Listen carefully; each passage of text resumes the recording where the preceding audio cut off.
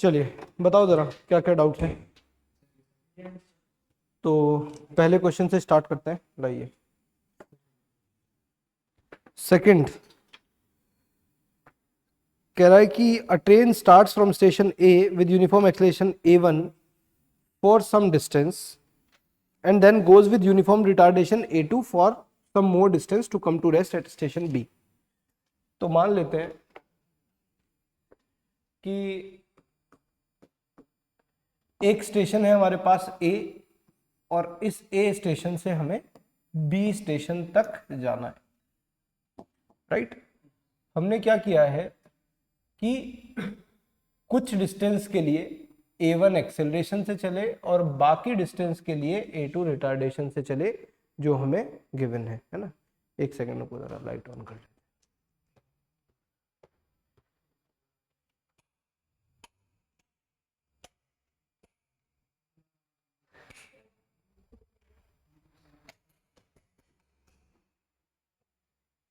ठीक है, अब आगे कहता है कि the distance between station A and B is 4 kilometers and train takes 1/15 hour to complete this journey. तो टोटल जर्नी के लिए हमें जो टाइम लगा दैट इज 1/15 आवर्स, और टोटल जो हमारे पास डिस्टेंस गिवन है दैट इज 4 किलोमीटर्स।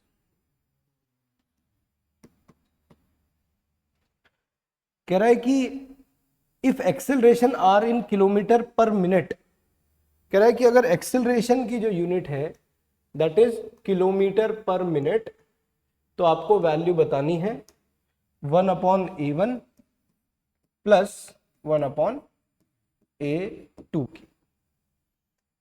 चलिए, तो मुझे लगता है हमें कहीं ना कहीं इस बात से एक इंफॉर्मेशन निकालनी चाहिए कि हमें टोटल डिस्टेंस गिवन, राइट, और टोटल टाइम गिवन है।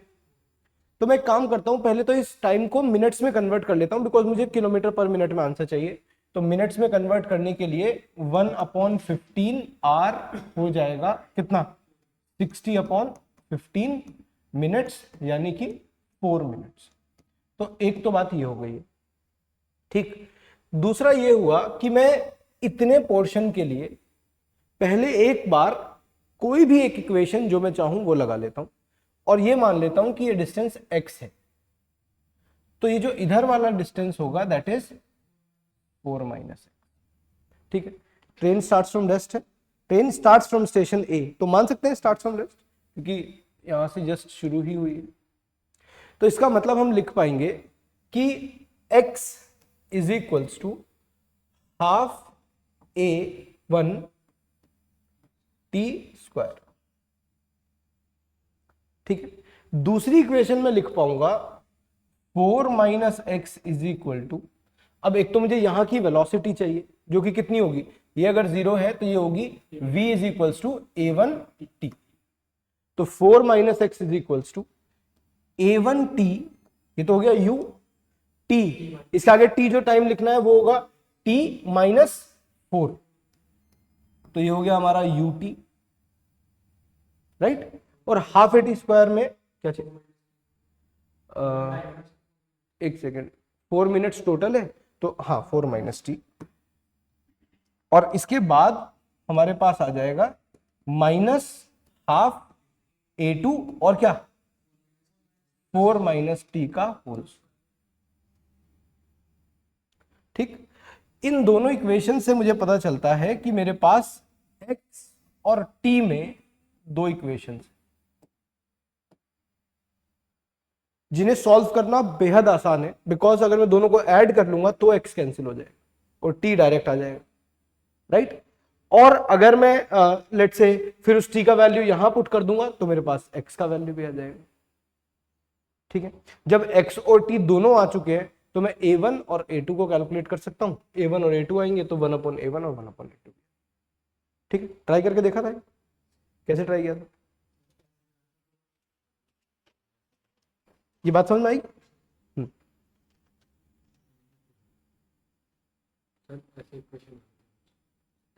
एक सिमिलर क्वेश्चन था, मैं ट्राई करता हूँ। हाँ हो गया तो, हाँ तो किसका डाउट है तुम्हारा? ये बात समझ में आई?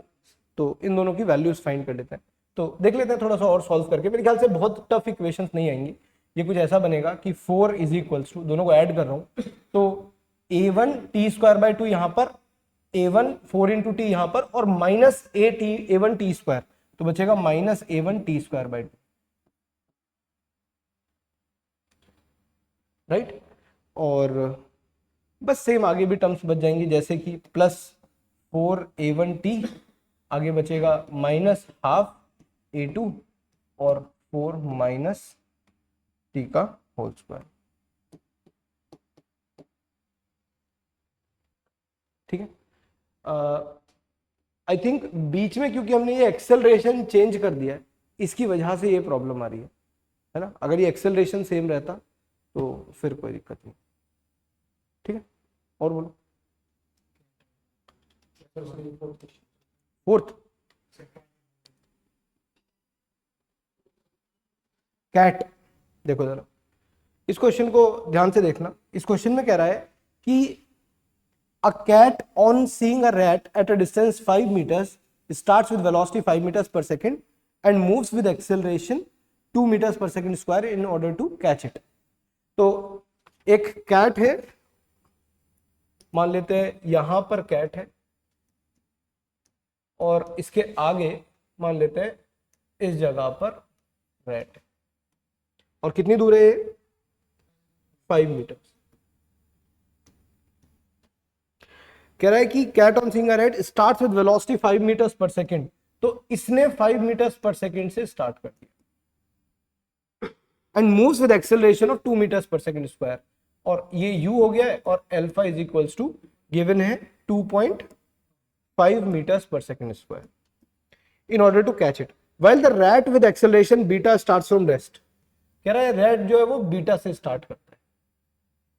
ठीक है, for what maximum value of beta will the cat overtake the rat. कह रहा है कि बीटा की ज्यादा से ज्यादा कितनी वैल्यू होनी चाहिए कि ये कैट इसे पकड़ ले, राइट। अब ऐसा क्वेश्चन क्यों बना होगा? मतलब अगर ये बीटा की वैल्यू थोड़ी कम रह जाए, ऐसा बोल रहे हैं ना कि for what maximum value of beta will the cat overtake the rat, कि ज्यादा से ज्यादा मैं बीटा को कितना रख सकता हूं कि ये कैट यहां तक पहुंच जाए, क्योंकि अगर मैं बीटा को बहुत ज्यादा कर दूंगा तो फिर ये आगे से आगे ही चला जाएगा और ये कैट कभी उसे पकड़ नहीं पाएगी। अल्फा की वैल्यू फिक्स है विच इज 2.5, है ना। तो कुछ ऐसा रेस चल रहा है कि मान लेते हैं एक कार हाईवे पे हमसे आगे है और हम पीछे से आ रहे हैं, हम एक्सेलरेट कर रहे हैं और वो कार ने अभी स्टार्ट किया, लेकिन अगर वो कार बहुत तेजी से एक्सेलरेट कर जाए तो हम उस कार को कभी नहीं पकड़ पाएंगे। और वैसे भी उसने बीटा बोला है, that means they are asking for a fixed value, एक वैल्यू के लिए बोल रहे हैं, एक न्यूमेरिकल वैल्यू के लिए। बात सही है? इसका मतलब मुझे लगता है कि ये कैट इस डिस्टेंस को कवर करने की कोशिश करेगा, राइट। अगर ये कैट रिलेटिवली इस डिस्टेंस को कवर कर लेता है तो इसका मतलब वो रैट को पकड़ पाए। बेसिकली ये डिस्टेंस 0 होना चाहिए। कब? जब तक वेलोसिटी ऑफ रैट ज्यादा हो जाए वेलोसिटी ऑफ कैट।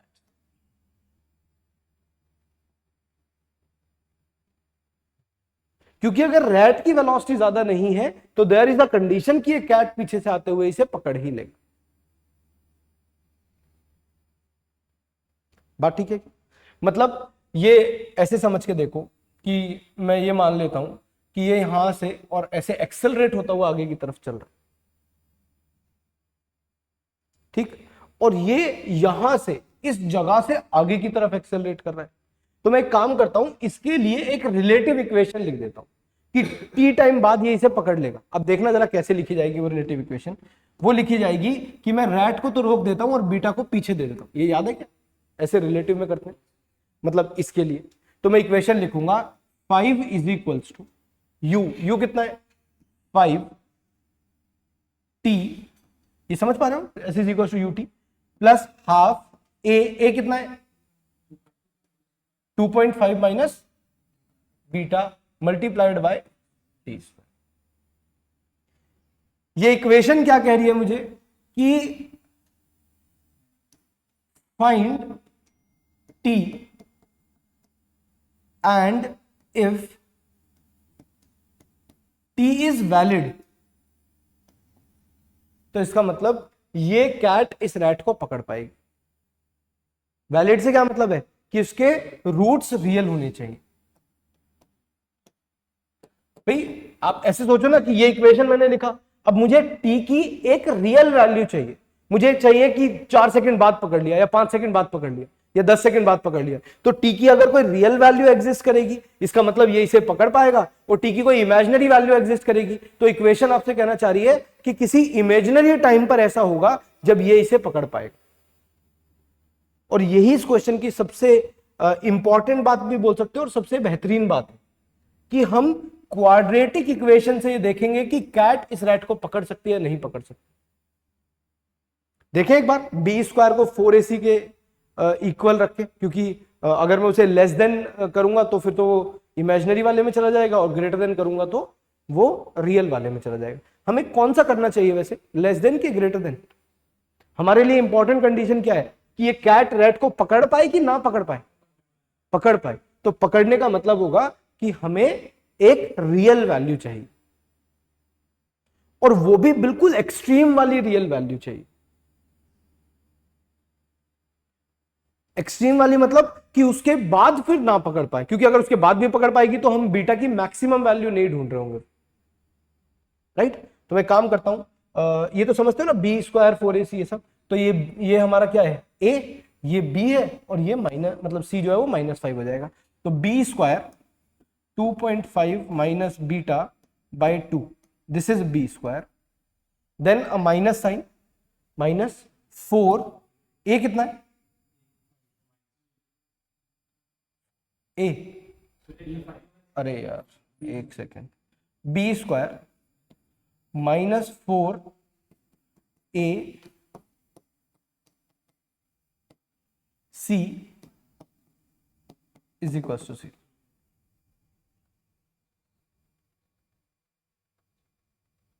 ठीक है, तो देखो जरा एक बार कितना आएगा ये सॉल्व होगा।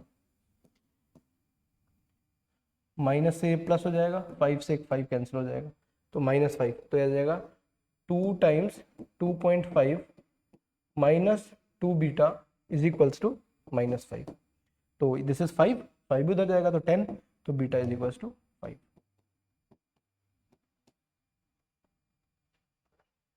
तो अगर ये rat 5 meters per second square से एक्सेलरेट करेगा तो ये कैट उसे जस्ट पकड़ पाएगी, और अगर इसने अपना एक्सेलरेशन 5 की जगह 5.1 भी कर दिया फिर नहीं पकड़ पाएगी।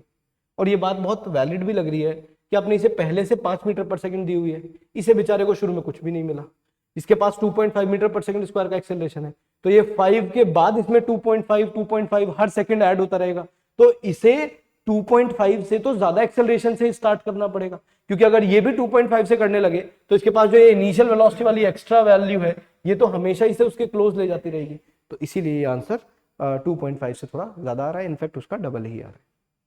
ठीक है, बात समझो? हाँ जी,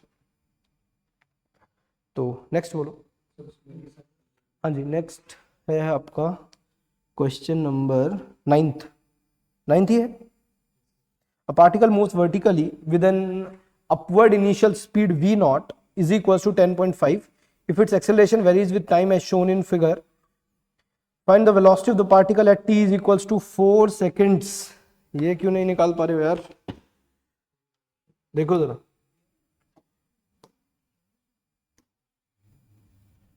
कोशिश करके देखिए ये वाला। तो क्या आंसर गलत आ रहा था कि हो ही नहीं पा रहा है सॉल्व?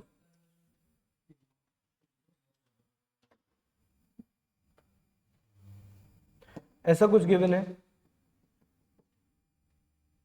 हाँ जी, ये 5 कहां तक? 1 सेकेंड तक, फिर ये 2 से यहां से पास करता है, then this is 3 and this one is 4। हमसे कह रहा है कि अगर उसने u इज इक्वल्स टू 10.5 से स्टार्ट किया तो एक्सेलरेशन वेरीज विद टाइम दे रखा है और आपको बताना है वेलोसिटी आफ्टर 4 सेकेंड्स। ये है क्वेश्चन, यही है ना। चलिए तो बोलो क्या कर सकते हैं, क्या दिक्कत आ रही थी इस क्वेश्चन में? वेरी गुड, एरिया निकाल सकते हैं इसका, लेकिन कैसे निकालोगे ये वाला पार्ट का एरिया? निकाल सकते हो क्या? चलो ये वाला एरिया मैं बता देता हूँ, है ना, क्योंकि आसान है तो इसे मैं करूँगा। तो दिस इज 5, ये 5 और 1, हाँ जी। ये वाला कैसे निकालूंगा? अच्छा नीचे वाली वैल्यू भी है क्या नेगेटिव वाली? हाँ, ये -10 तक जा रहा है, ये वाली वैल्यू दे रखी है। हाँ जी, अब बताइए, ये 1.5 हो जाएगा। अच्छा किसने किसने बताई ये बात, कैसे होगा 1.5? खुद से देखो, वेरी गुड।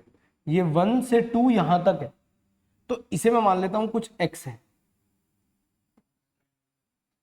तो ये कितना है? 1 - x। ये वाला एंगल और ये वाला एंगल इक्वल है, तो मैं इसमें परपेंडिकुलर अपॉन बेस कितना है? 5/x इज इक्वल टू, इसमें परपेंडिकुलर अपॉन बेस कितना है? 10/1 - x। इसमें साइन की चिंता मत करना, यहां पर हम लेंथ कंसिडर कर, मल्टीप्लाई करेंगे तो क्या होगा? तो this is 5 - 5x is equals to 10x, 15x is equals to 5, x is equals to 5/15, 1/3। 0.5 नहीं है वो, 0.66 है।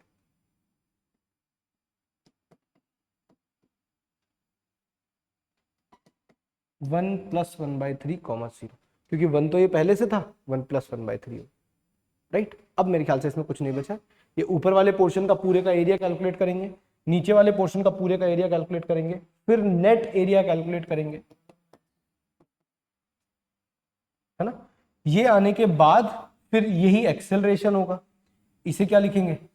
सॉरी एक्सेलरेशन नहीं, change in velocity. Change in velocity होगा, इसे क्या लिखेंगे? v फाइनल जो हमें कैलकुलेट करना है minus v initial which is 10.5। तो इसका एरिया निकालो अच्छे से और आंसर। इसका वीटी ग्राफ, हाँ बिल्कुल बना सकते हैं। हो सकता है लेकिन मुश्किल ही होगा, ये वाला पॉइंट तब भी पता करना पड़ेगा, क्योंकि इस पॉइंट का तब तक नहीं पता होगा जब तक, तो ये मतलब नीचे क्वाड्रेंट शिफ्ट कर रहा है, तो उस ग्राफ में चेंजेस कैसे करोगे वो थोड़ी सी मुश्किल बात हो जाएगी, ठीक है। नेक्स्ट बोलो, ये समझ गए? चलिए और बताओ, दिस इज क्वेश्चन नंबर 9।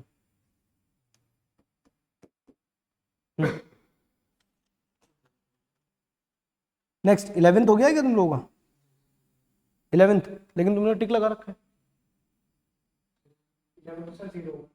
ये कर्व वाला 0 हो गया। Find the average velocity over an interval half to 1.5, t is equal to half से लेकर t इज इक्वल टू 1.5 तक। अच्छा तुम्हें लगा सिमेट्रिक होगा बिल्कुल ना, चलिए ठीक है। तो और बोलो,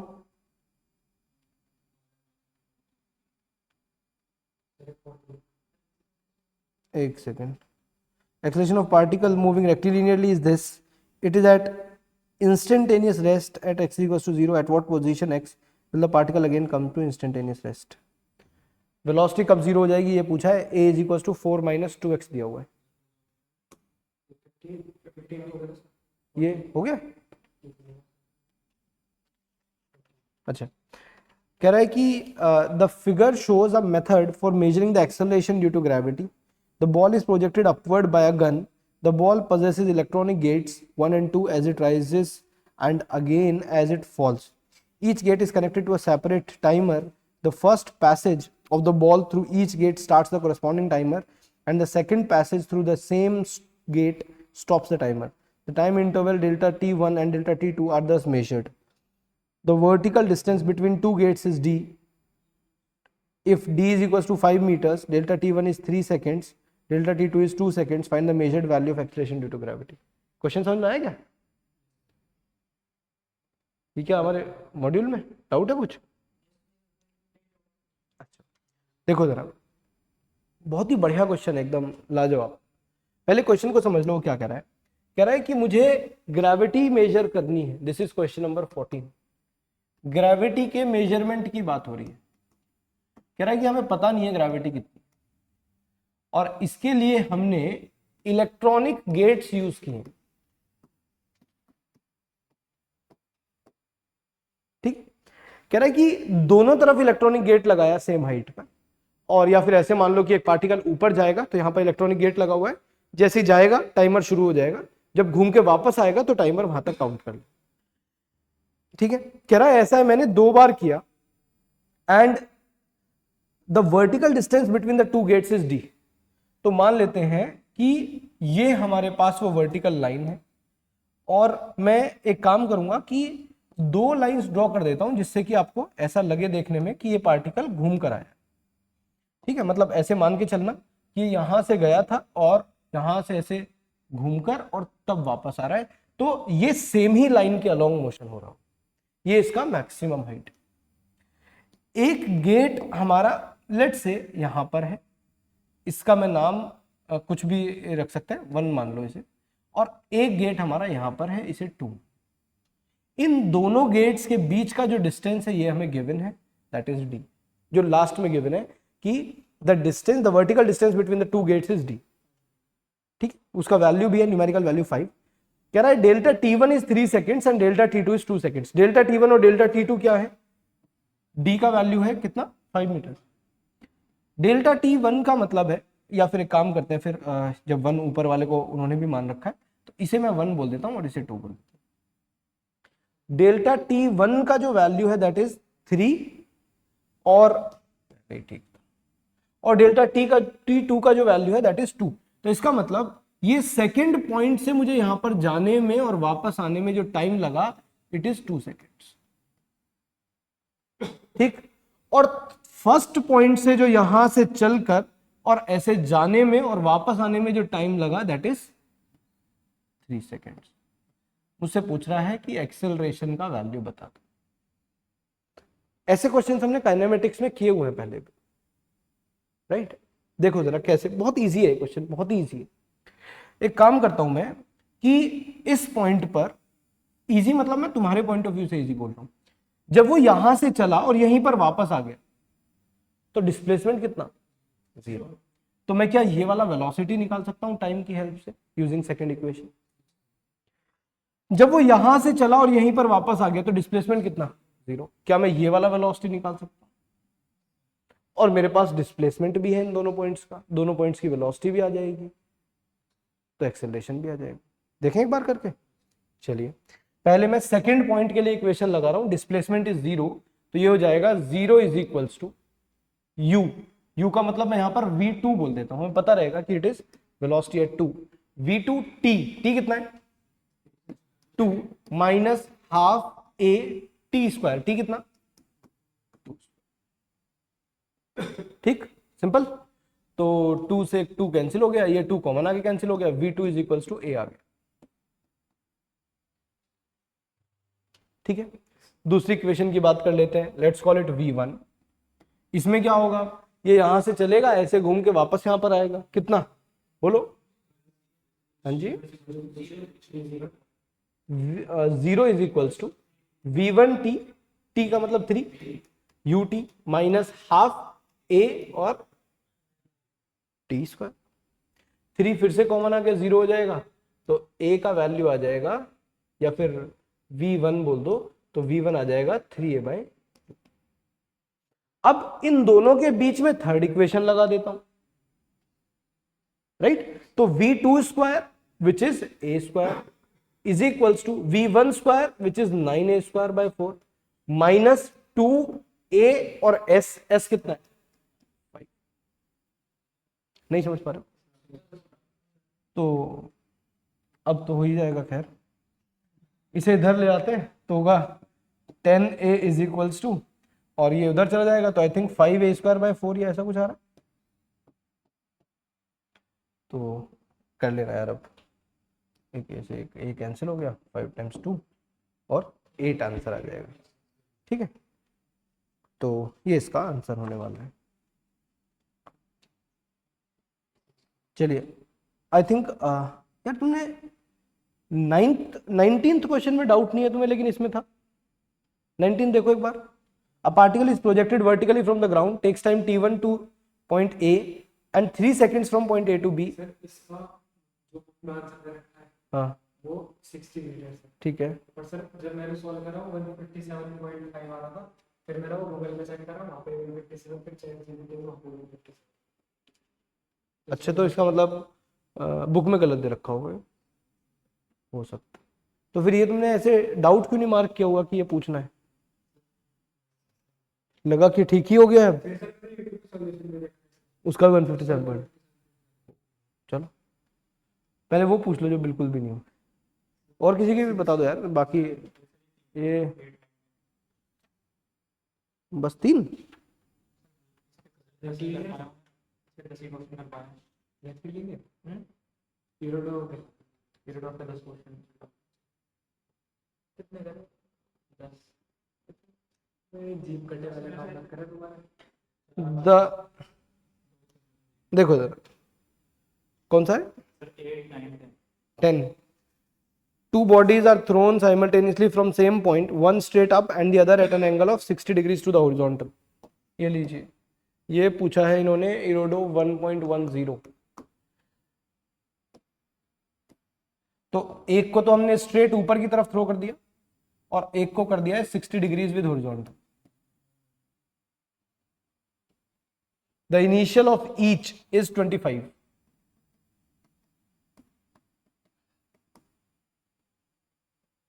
Neglecting the air drag, find the distance between the bodies after 1.7 seconds. अच्छा, रेंज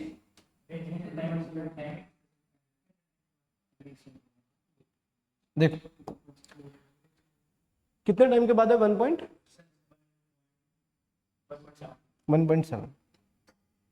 तो क्या मैं ऐसा कर सकता हूं कि इस वाले पार्टिकल का, ये जो इधर जा रहा है प्रोजेक्टाइल में, इसका कोऑर्डिनेट फाइंड कर लेता हूं 1.7 सेकंड्स बाद।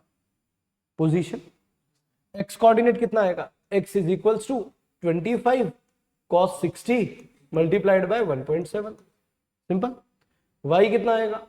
25 sin 60 times 1.7 minus half g 1.7 पर। इसका x कोऑर्डिनेट फाइंड मतलब सॉरी y कोऑर्डिनेट फाइंड कर लेता हूं। y कितना होगा?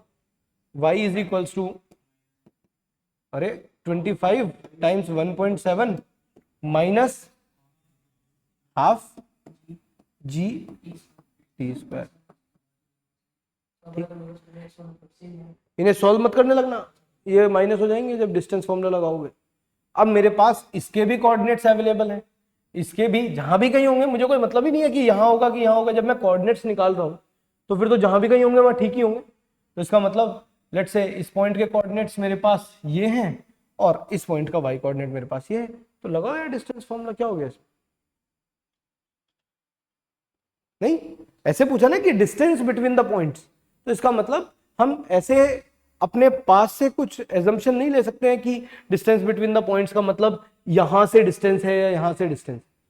वो एक तरीके से कहीं से भी हो सकता है, वो एक जनरल पॉइंट है। मुझे पता नहीं है 1.7 सेकंड्स बाद वो पार्टिकल कहां पहुंच चुका हो।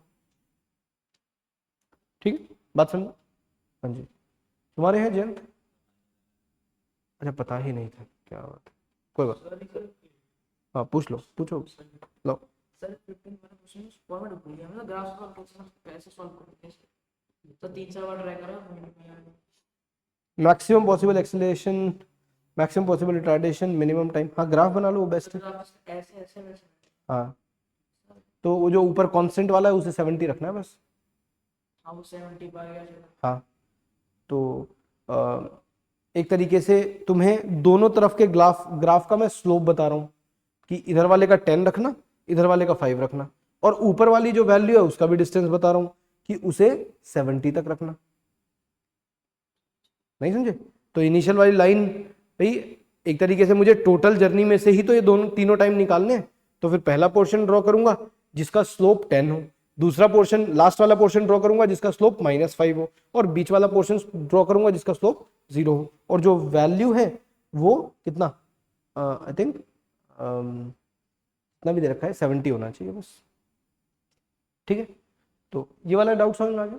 हाँ, एक चीज और भी है कि क्योंकि ये बुक बाहर की है तो वहाँ के जो एग्जाम्स होते हैं, वहाँ के जो टेस्ट होते हैं उनमें कैलकुलेटर अलाउड होता है। तो ये जो कैलकुलेशन है ना, कई बार जैसे 1.7 का, हालांकि इसमें कोई इतनी बड़ी बात नहीं है, लेकिन अगर कई बार ऐसा हुआ करे तो पहले तो सॉल्व करने की ही कोशिश करो, लेकिन उसके बाद कैलकुलेटर से एक बार क्रॉस चेक भी कर लिया करो कि कैलकुलेशंस में गड़बड़ तो नहीं हो गई। ठीक है, और बोलो कोई क्वेश्चन। कुछ वो करा दूं कि जो ओलंपियाड वाले क्वेश्चंस थे वो तुम लोगों के हो नहीं पाए, उन्हीं में से करा दूं कुछ। देखो सर एक दो इसके डाउट है। किसके,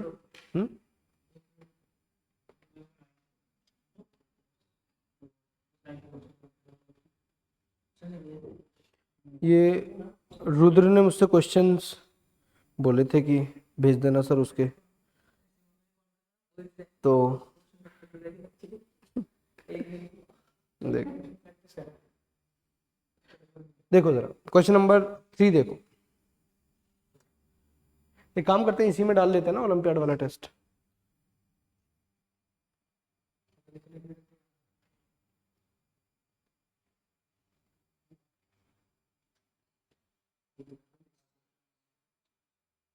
भेज सकते हो क्या?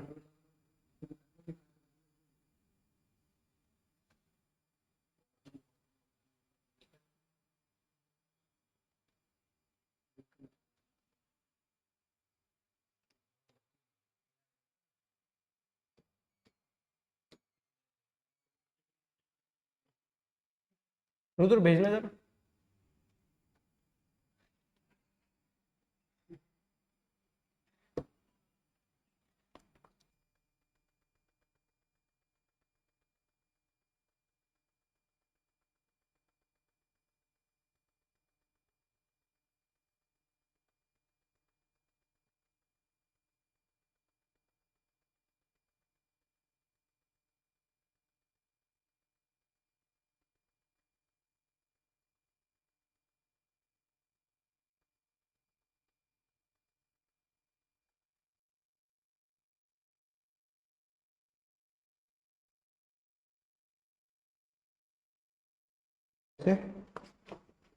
अब देखते हैं थोड़े से ओलंपियाड के जो टेस्ट में क्वेश्चंस आए हुए हैं।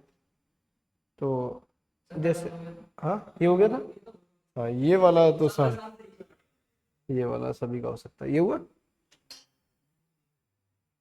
कोई बात नहीं। पहले मैं उन टॉपिक्स के क्वेश्चंस कराता हूँ जो टॉपिक्स अभी तुम्हारे टेस्ट में हाल फिलहाल में आने वाले हैं। जैसे कि ये वाला क्वेश्चन देखो, बहुत ही बेहतरीन क्वेश्चन कह रहा है कि a point moves with deceleration along the circle of radius r so that at any moment of time its tangential and normal accelerations are equal। Tangential और नॉर्मल एक्सेलरेशन बराबर है। ठीक है, at the initial moment the velocity is v naught, the velocity of the point will be after it has traveled some distance s। out of these 4 options मुझे choose करना है। ठीक, तो जितना मैं इस क्वेश्चन को देख पाया और पढ़ पाया उससे मुझे 2 बातें समझ में आई। वन इज की टेंजेंशियल एक्सेलरेशन और रेडियल एक्सेलरेशन या सेंट्रीपिटल, उन दोनों का मैग्नीट्यूड बराबर है। ठीक है, तो वहीं से शुरुआत करते हैं। तो ये हमारा टेस्ट का क्वेश्चन नंबर 3 है, जिसमें हमें बोला गया है कि टेंजेंशियल और रेडियल एक्सेलरेशन दोनों का इक्वल। टेंजेंशियल का मतलब क्या?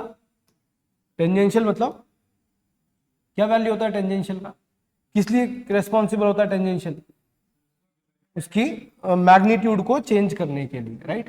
तो इसका मतलब वो ऐसा कुछ रहा होगा कि a tangential is equals to dv by dt, और इधर रहा होगा a radial is equals to we square by r, और इन दोनों का मैग्नीट्यूड इक्वल है। और एक बात और भी देख पा रहा हूं मैं कि it moves with D acceleration, that means मुझे इसके साथ एक नेगेटिव साइन यूज करना पड़ेगा, ये स्लो कर रहा है उस पार्टिकल। तो our equation should be negative of dv by dt is equals to we square by. ठीक, लेकिन मुझे एक प्रॉब्लम यहां पर यह लग रही है कि उन्होंने s इज द डिस्टेंस ट्रेवल्ड बोला। इसका मतलब क्या हुआ? इसका मतलब हुआ कि rather than getting involve with time, हमें कोशिश करना चाहिए to get involve with distance, तो और भी अच्छा होगा अगर आप इसे negative of v dv by ds भी लिख लेते। अब मुझे फर्स्ट इक्वेशन यूज करनी चाहिए, यानी कि ये वाला पोर्शन यूज करना चाहिए, या फिर यहां से और ये वाला पोर्शन यूज करना चाहिए। ये डिपेंड इस बात पर करेगा कि हमारे जो ऑप्शंस हैं वो कैसे।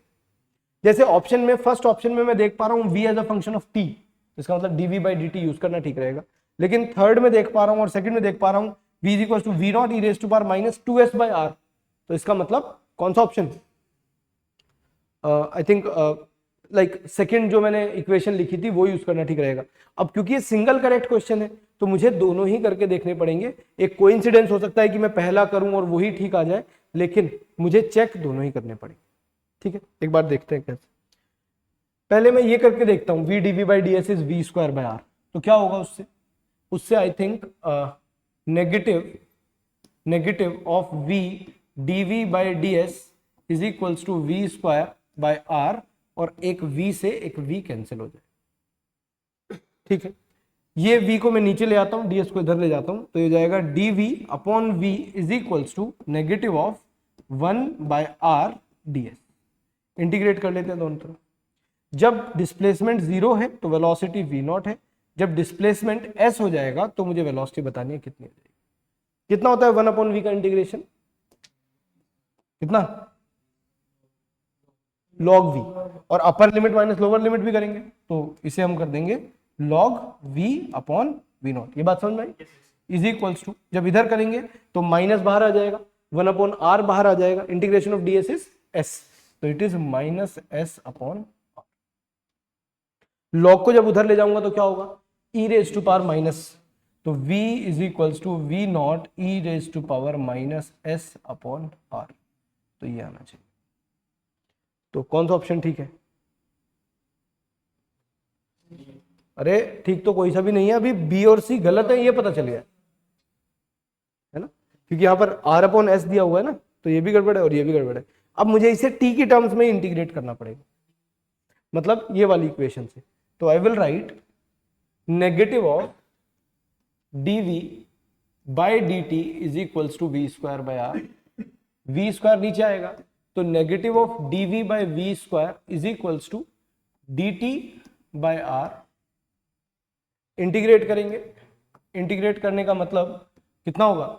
जब t का वैल्यू 0 है तो the velocity is v not, और जब t का वैल्यू t हो जाएगा तो वेलोसिटी v हो जाएगी। माइनस 1 अपॉन v स्क्वायर को जब इंटीग्रेट करेंगे तो मैं इसे प्लस कर देता हूं और इधर माइनस साइन ले जाता हूं, क्योंकि इधर का इंटीग्रेशन थोड़ा कॉम्प्लिकेटेड नहीं है। 1 अपॉन v स्क्वायर का इंटीग्रेशन, ये तो v raise to power minus 2 वाला टाइप हो गया ना, तो v raise to power minus 2 plus 1 divided by minus 2 plus 1 which is minus 1 upon v, तो minus 1 upon v nought to v, minus 1 upon r बाहर और dt का integration t, तो t अपॉन। ठीक है, अगेन ये दोनों प्लस हो जाएंगे, upper limit minus lower limit, तो 1 upon v minus 1 upon v nought is equals to t upon r।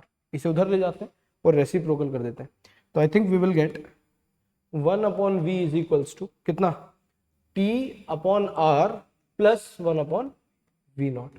थोड़ा एलसीएम ले लेते हैं, v is equals to v nought r v nought t plus r, ठीक रहेगा, और रेसिप्रोकल कर देते हैं तो सॉरी ये 1 अपॉन ही है ना, तो v इज इक्वल्स टू हो जाएगा v nought r upon v nought t plus r।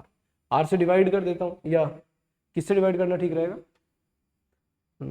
ऊपर क्या चाहिए हमें? v नॉट, तो r से डिवाइड करना ठीक रहेगा। r से डिवाइड करूंगा तो it will be v nought upon v nought t upon r plus 1, that is the velocity after time t। तो आई थिंक ऑप्शन 1 ही ठीक है, which is 1 plus v nought t by r। ठीक है, तो ऐसे इंटीग्रेट कर सकते हैं। आई थिंक जब मतलब इस क्वेश्चन को देखकर अगर ये समझना है कि मैथमेटिकली इसे कहाँ से शुरू करना चाहिए, तो ये बात तो पता चल ही रही है कि normal accelerations are equal in magnitude. तो जब इक्वेशन मिल जाएगी और ऑप्शन देखकर मुझे पता चल रहा है कि मुझे या तो velocity as a function of t बताना है या फिर velocity as a function of s बताना है, तो दोनों केसेस ही इसी तरीके से सॉल्व किए जा सकते हैं। ठीक है, बात समझे? तो ये देखो कह रहा है कि block of mass m1 kgs rest on a horizontal turntable rotating uniformly at omega. The string attached to a thin block passes through a hole in the center of the table and supports another block of mass m2g. बात समझ गए? मतलब वो कहना चाह रहा है कि इस डायग्राम के अंदर यहां पर सेंटर पर एक होल है और इस होल से ये स्ट्रिंग नीचे की तरफ जा रही है और ये नीचे की तरफ जाकर इस m2g को सपोर्ट करती है. The coefficient of static friction between the first block and the table is mu. यहां पर mu है coefficient of static friction. Find the ratio of maximum to minimum values of R for which the first block does not slide on the turntable. कह रहा है कि ये वाला block table पर स्लाइड ना करे. ठीक है, इसे थोड़ा समझने की कोशिश करो कि ये क्यों स्लाइड करेगा.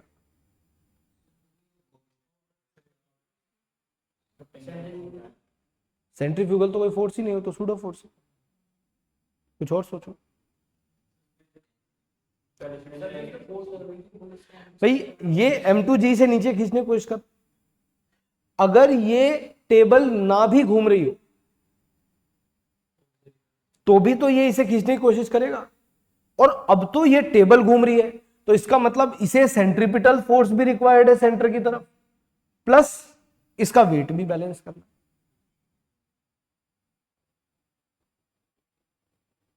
नहीं समझे?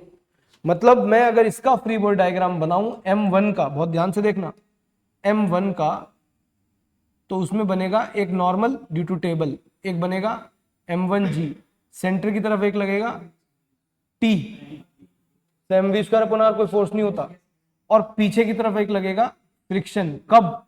जब ये जस्ट आगे की तरफ जाने वाला हो. ऐसा क्यों बोला है उसने कि हमें रेशो चाहिए मैक्सिमम और मिनिमम वैल्यूज का? क्योंकि वो सोच रहा है कि एक केस होगा जिसमें जस्ट पीछे जाने की कोशिश कर रहा है और एक केस होगा जिसमें जस्ट आगे जाने की कोशिश कर रहा है. आप सोच के देखो, अगर मैं इसे बहुत तेज घुमाने लगूं तो ये पीछे जाने की कोशिश करेगा, तो इस पर फ्रिक्शन आगे की तरफ लगेगा. जब इसे धीरे घुमाऊंगा तो ये आगे जाने की कोशिश करेगा, इस पर फ्रिक्शन पीछे लगेगा. इसलिए दो वैल्यूज आएंगी टेंशन की. बात समझ पा रहे हो? उनमें से एक वैल्यू हम अभी फाइंड कर रहे हैं.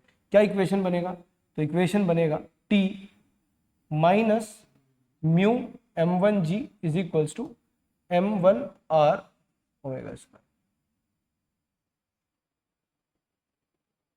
ठीक है, r क्या, इसे r1 मान लो क्योंकि पहले वाले केस के लिए है ना ये. और टेंशन किसके इक्वल होना चाहिए? m2g के. तो it is m2g minus mu m1g is equal to m1 r1 omega square. और ऐसे ही r1 का वैल्यू एक तरीके से आई गया इसे नीचे ले जाकर. ऐसे ही जब मैं दूसरे केस के लिए सॉल्व करूंगा, सेकंड वाले पार्ट के लिए, तो वो आएगा कितना? t प्लस म्यू mg, इस बार आगे की तरफ ही लगेगा, तो t plus mu m1g is equal to m1 r2 omega square. और t का वैल्यू अभी भी उतना ही है.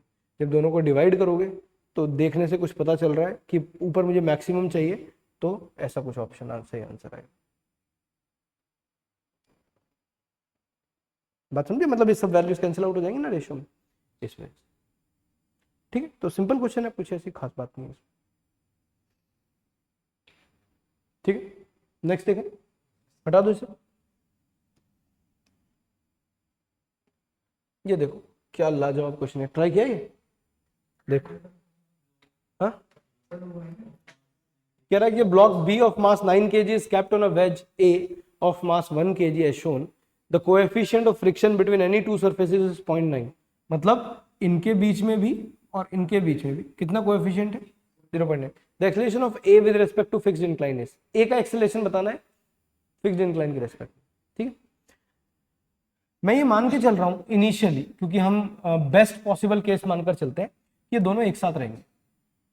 तो इसके ऊपर ए पर इसे पूरे को अगर मैं एक ब्लॉक मान लूं तो जो नीचे की तरफ फोर्स लगेगा in total that is 9 plus 1 which is 10, तो 100 न्यूटन लगेगा.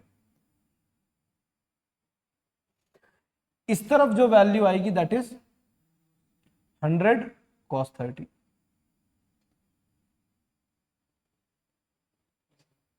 ठीक है, तो क्या ये माना जा सकता है कि इसे चलाने के लिए जो फोर्स लगेगी that is 100 sin 30 which is 50 Newton. अगर मैं इसका फ्रिक्शन, टोटल फ्रिक्शन जितना मैक्सिमम लग सकता है वो कैलकुलेट करूं तो वो आ रहा है F max is equals to mu which is 0.9 m which is 100, मतलब mg 100 इंटू cos 30, राइट? कितना आ रहा है?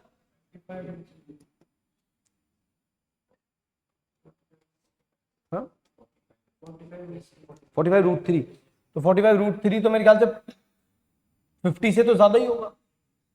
तो if the value of maximum friction is greater than the external force जिससे मैं उसे चलाने की कोशिश कर रहा हूं, तो ऑब्जेक्ट क्यों चलेगा? Answer is 0। फालतू में एक ब्लॉक के ऊपर एक ब्लॉक लगा दिया और ये सब दिखाने के लिए, पहले अपनी बेसिक्स तो चेक कर लो कि भाई कोई चीज चलेगी कब? जब एक्सटर्नल फोर्स ज्यादा हो और जो मैक्सिमम फ्रिक्शन लग सकता है उसका वैल्यू कम हो। तो क्योंकि इस केस में मैक्सिमम फ्रिक्शन जो है that is greater than the external force which is trying to move this block downward, तो फिर जाहिर सी बात है कि वो रेस्ट पर ही आ जाए। ठीक है, तो इस वजह से ऐसा हो रहा। नहीं समझ पा रहे हो बात? सोच लो एक बार और। क्लियर एकदम? बहुत ही बढ़िया।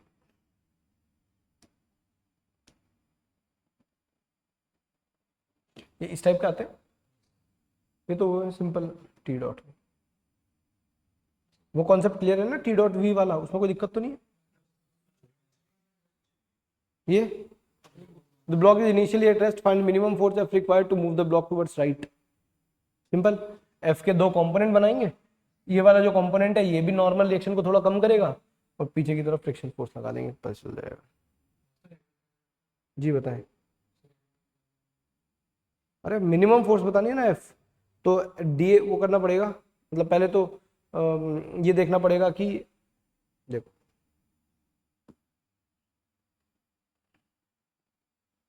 तो कितना लगेगा इधर, इधर कितना लगेगा? Minimum force required to move the block towards right.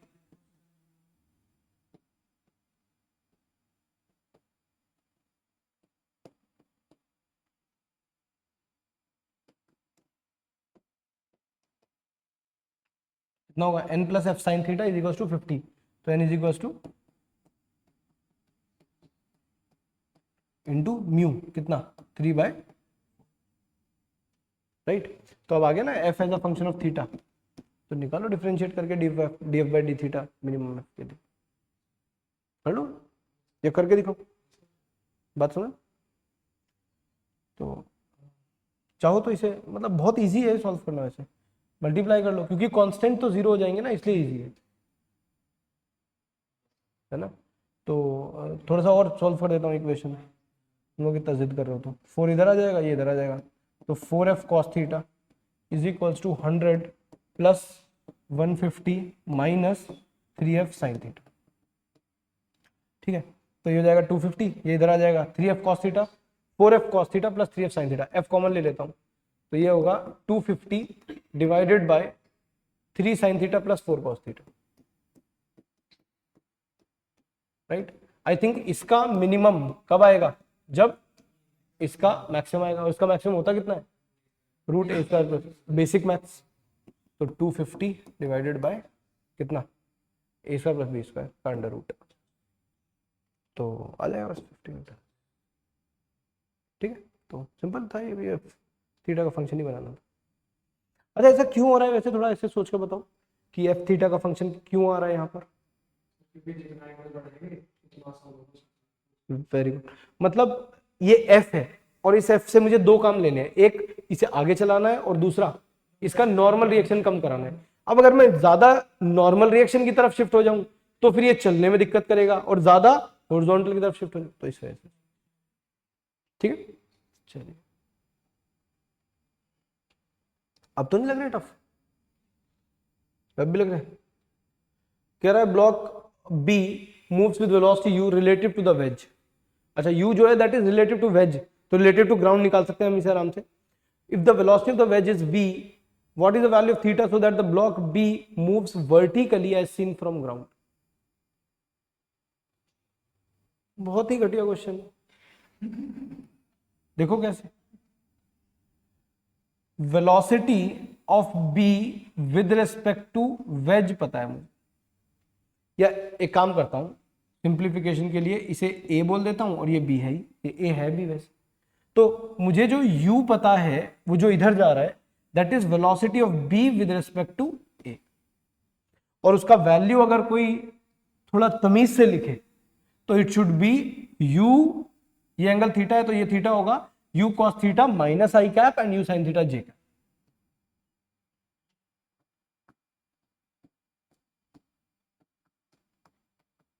ऐसे लिखना चाहिए मेरे हिसाब से.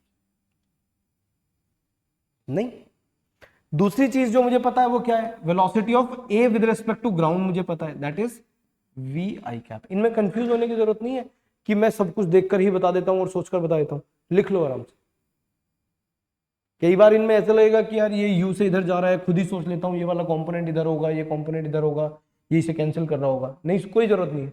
जब है हमारे पास इक्वेशंस लिखने के लिए तो लिखकर करो, उसे ज्यादा कॉन्फिडेंस रहेगा कि ठीक सॉल्व किया है. ऑलराइट, चलिए अब मुझे क्या चाहिए, what is the value of theta so that B moves vertically as seen from ground. I want velocity of B with respect to ground to have 0x component.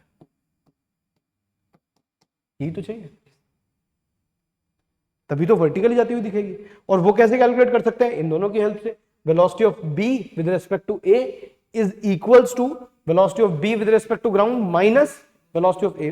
देख लेते हैं अभी. हाँ जी, कितना हो जाएगा, velocity of b with respect to a is velocity of b with respect to ground minus velocity of a with respect to ground, which is velocity of b with respect to a, तो ये value लिखी हुई है, तो ये हो जाएगा minus u cos theta i cap plus u sine theta j cap is equals to velocity of b with respect to ground, that is some value I want to find out, then minus velocity of a with respect to ground which is v I cap. इसे इधर ले जाओ.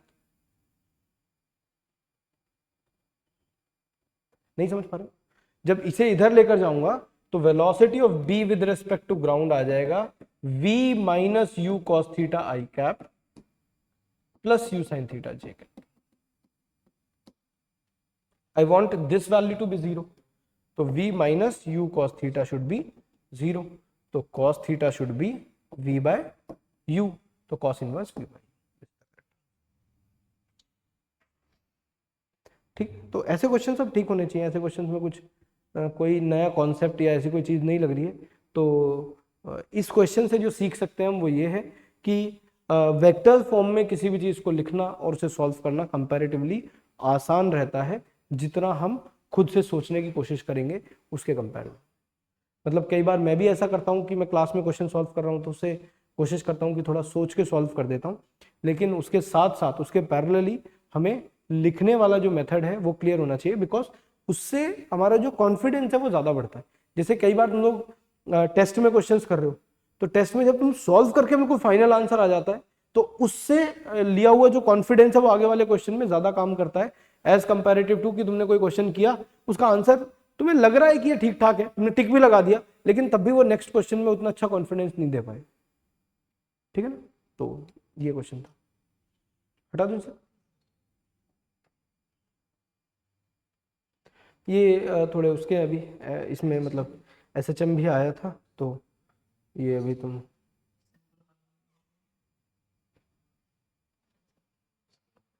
ये सब उसी के हैं. क्या SHM? क्या दे रखा है समझ नहीं आता. कोई बात नहीं, उससे कोई अभी कोई फर्क नहीं पड़ेगा. ये कर लेंगे. अभी अभी हम पढ़ रहे हैं आजकल मोमेंट ऑफ इनर्शिया. कह रहा है moment of inertia about x axis of a uniform plate of density rho is kg पर मीटर स्क्वायर. kg पर मीटर स्क्वायर समझ लो, एरिया पर मीटर स्क्वायर. कह रहा है कि अगर मोमेंट ऑफ इनर्शिया इतना है तो n का वैल्यू कितना होगा. मतलब moment of inertia basically find करना। ठीक है, क्या कर सकते हैं इसमें बोलो, कौन सी एक्सिस के अबाउट निकालना है? अबाउट एक्स एक्सिस, इस एक्सिस के अबाउट। बोलो क्या कर सकते हैं? हाँ मतलब ये डिस्क लग रही है तुम्हें देखने में, तो देखो बहुत ध्यान से सोचना क्या करेंगे। सबसे पहले मैं इस पोर्शन को नीचे और ऊपर देखता हूं तो ये बराबर नजर आता है। दैट मीन्स कि मैं एक तरफ का भी मोमेंट ऑफ इनर्शिया निकाल के ट्वाइस करूंगा तो वो सेम ही आ जाएगा, क्योंकि मास डिस्ट्रीब्यूशन दोनों तरफ बराबर। ठीक है, या फिर दोनों तरफ करूंगा तो भी कोई दिक्कत नहीं है, वो एक ही बात आई। ठीक, मैं सोच रहा हूं कि ये हमारा एक्स एक्सिस है, ये वाला पोर्शन, तो मैं यहां पर किसी एक्स डिस्टेंस पर जाकर एक dx विड्थ का इस टाइप से रॉड जैसा कुछ मान लेता हूं। भले ही आप इसे नीचे तक मान लो, उसमें मुझे कोई दिक्कत नहीं है। अगर ये बात ठीक नहीं लग रही है कि हम ट्वाइस कर देंगे बाद में, तो पूरे नीचे तक मान लो, उसमें कोई, ये तुम्हें धीरे धीरे मैथ्स में समझ में आ जाएगा कि जब किसी इंटीग्रेशन की लिमिट -a से a होती है तो वो इंटीग्रेशन इक्वल होता है twice of integration from 0 to a, ऐसा होता है। इसका मतलब है कि अगर मैं यहाँ से यहाँ तक इंटीग्रेट करूंगा और या फिर माइनस से लेकर प्लस तक करूंगा तो वो ट्वाइस वैल्यू अपने आप ही आ जाएगी। ये भी थोड़ी मैथ्स की बात है, आगे आ जाएगी। तो अभी हम एलिमेंट अपना बेसिक तरीके से ही ले लेते हैं और उसे सॉल्व करते हैं। ठीक है, अब क्या होगा उससे कि मुझे एक तो इसका लेंथ चाहिए। अब ये रॉड है हमारे लिए, लेंथ चाहिए इसका, लेट्स से y, जो भी इस इक्वेशन के अकॉर्डिंग y कोऑर्डिनेट है। एक सेकंड,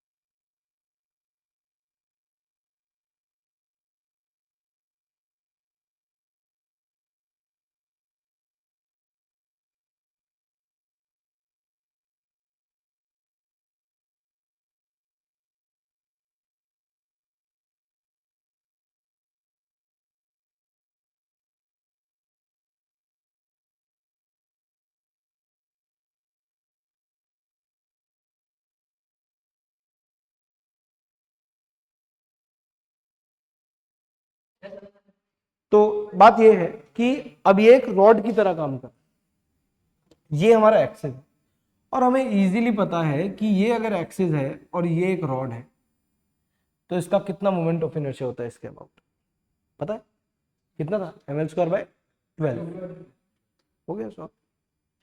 कितना? इंटीग्रेशन ऑफ इस रॉड का मोमेंट ऑफ इनर्शिया dm(L²), ये L² नहीं हुआ,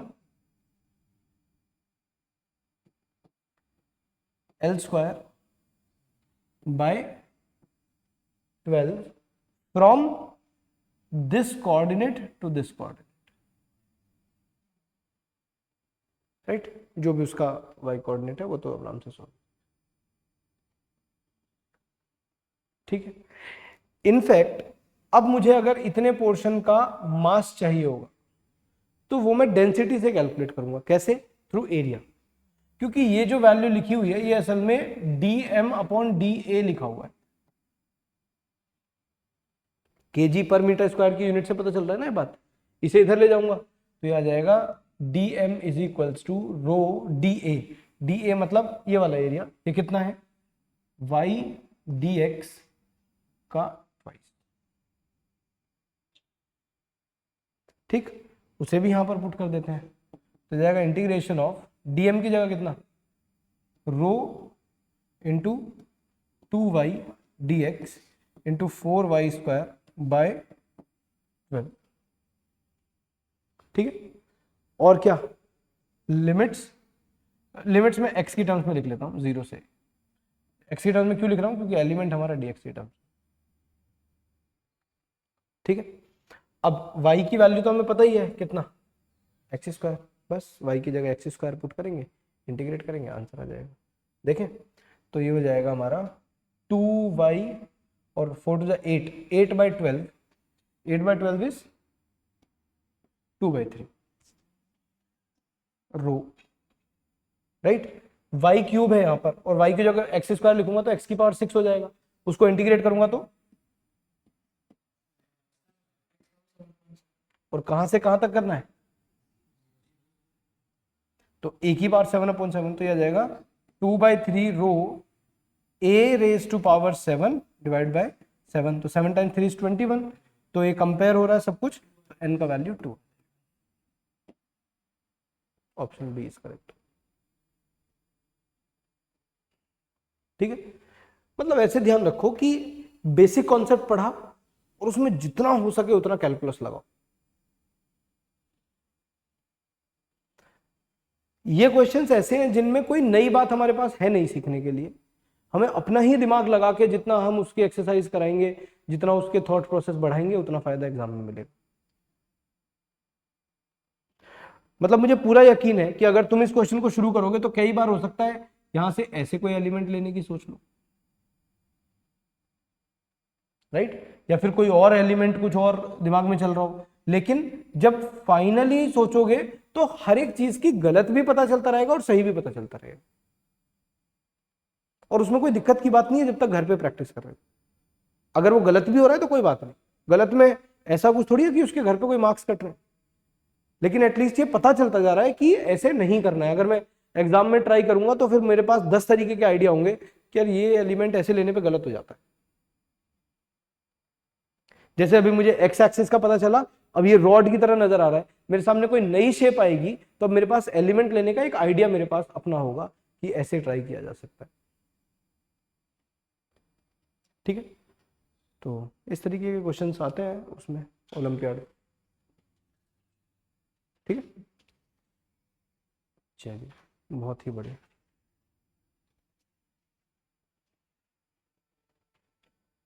तो चलो, ये तो मेरे ख्याल से तुम्हारे तो कुछ कॉमन थे, बाकी अब जो इंडिविजुअल है वो और पूछ लो, और बस इतना ही रखता है आज।